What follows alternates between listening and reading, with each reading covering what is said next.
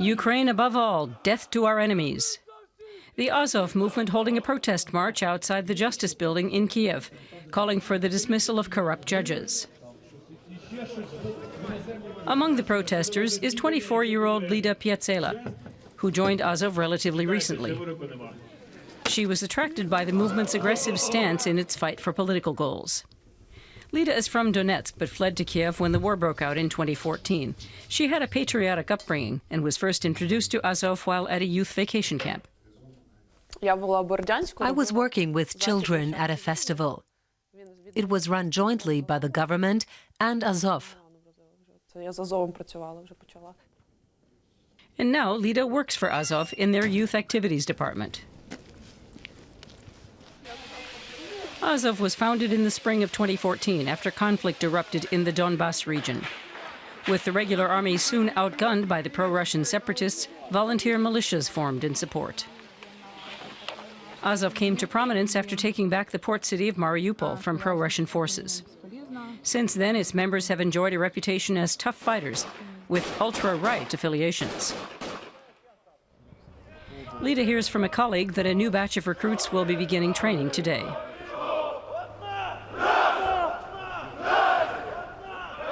The chants glorify their race and celebrate the call of blood. The new arrivals go through their first exercise drills on this training ground in Kyiv. Azov has a fighting force of around 1,500 men. The battalion has since been incorporated into the Ukrainian National Guard, and as such takes orders from the Interior Ministry. At Azov HQ, fascist symbols also previously used by the Nazis, such as the black sun, are everywhere you look. LIDA isn't bothered, insisting the icons are actually a lot older.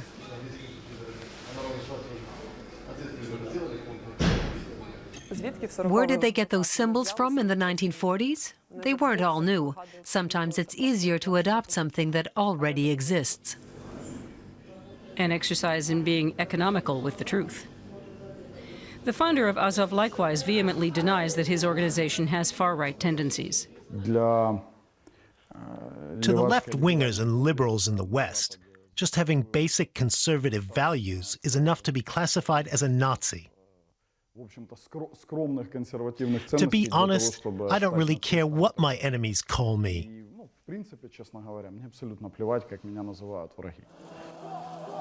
Enemies is also how he sums up the entire political establishment in Ukraine.